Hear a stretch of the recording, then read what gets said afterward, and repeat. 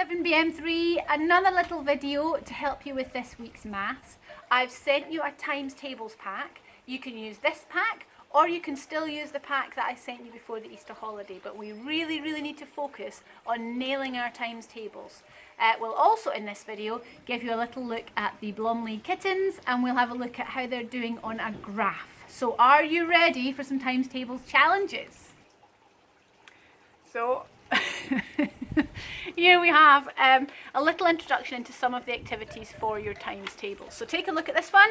This is the multiplication grid. If you can print this out, that would be amazing. You're going to cut out all these different parts to this grid and you have to know your times tables to piece it all together. So the grid starts, I can already place this first one in here because the grid starts at number 1 and goes 2, 3, 4 and it will continue 5, 6, 7 all the way up to here. And it does the same on the way down, 1, 2, 3. So here's going to be 4 and we'll continue. Now, can I place this next part on here? Yes, I've lost them all. Beautiful windy day today.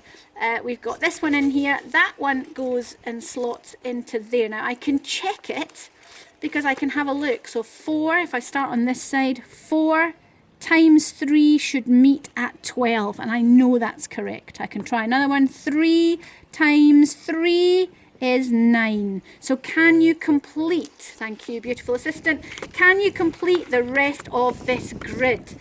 That's one of the times table challenges.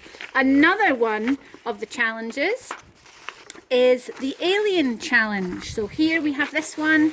This is my paper. I'll make sure I've got my name on it. If you don't have a printer, you could just copy this out into your book. That would be absolutely fine. You could even draw your own zigs and zags and zogs. So we've got these 3 aliens. Zigs have 3 legs, zogs have 6 legs, and zags have 12 legs.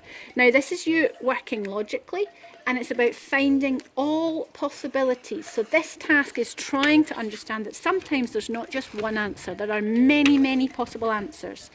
To make the Factor 1 spaceship fly, there must be exactly 18 alien legs on board. How many different combinations of zigs, zogs and zags can fly? So let's do this first one together. How many zigs, zogs or zags will I need? Well, 18. I would like to make 18 with a 12. So I'm going to have 1 zag, and I know that 12 adds 6 is 18. So I'm going to have 1 zog and therefore no zigs. So 1 zog, 1 zag makes 18. Can you finish this with other combinations and then move on and try a different number? So it's another good way of looking at totals and some of your times tables knowledges. Another possibility is this one. Okay, so on this one, I want you to think about your times tables and your division tables. Remember, it's all very well knowing 2 times 6 is 12, but you have to know that 12 divided by 6 is 2, or 12 divided by 2 is 6. So this one will get you thinking in as many ways as you can to make the number. So let's have a look. We have 6. What's the different ways we can make 6? Well, I know that 1 times 6 gives me 6. I know that 2 times 3 gives me 6.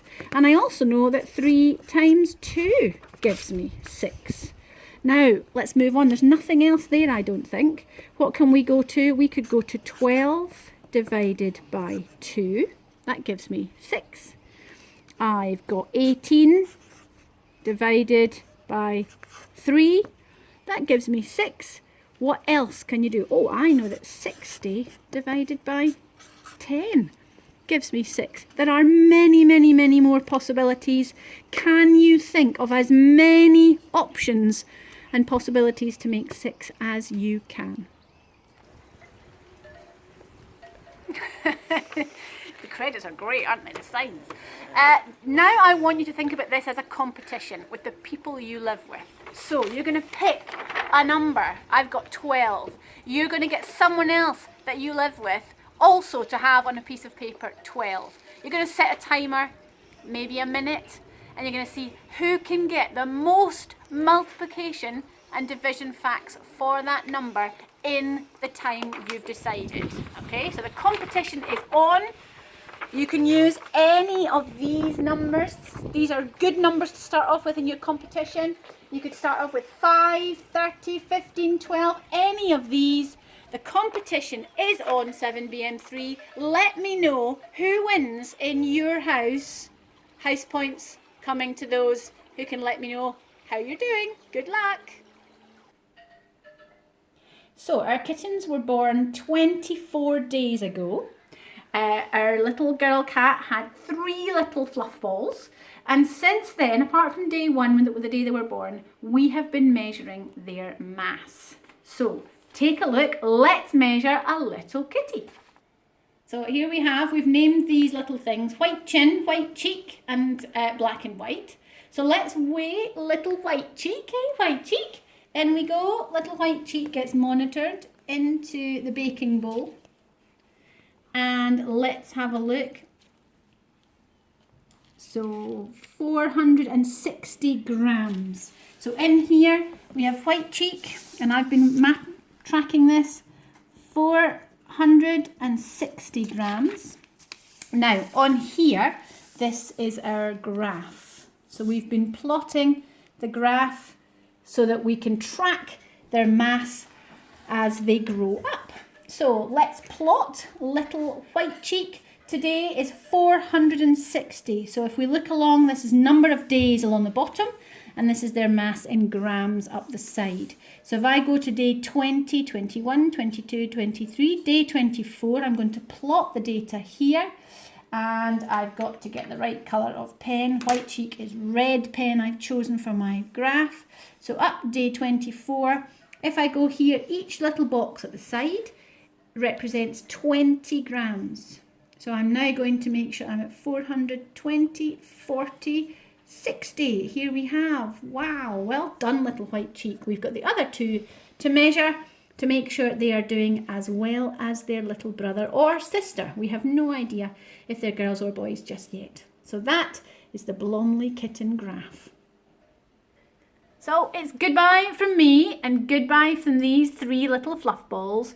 Have fun with your times tables challenges. You do not have to plot the graph for the kitten's growth. We will do that and keep you updated. Have fun, my little mathematicians. Go for it, 7BM3.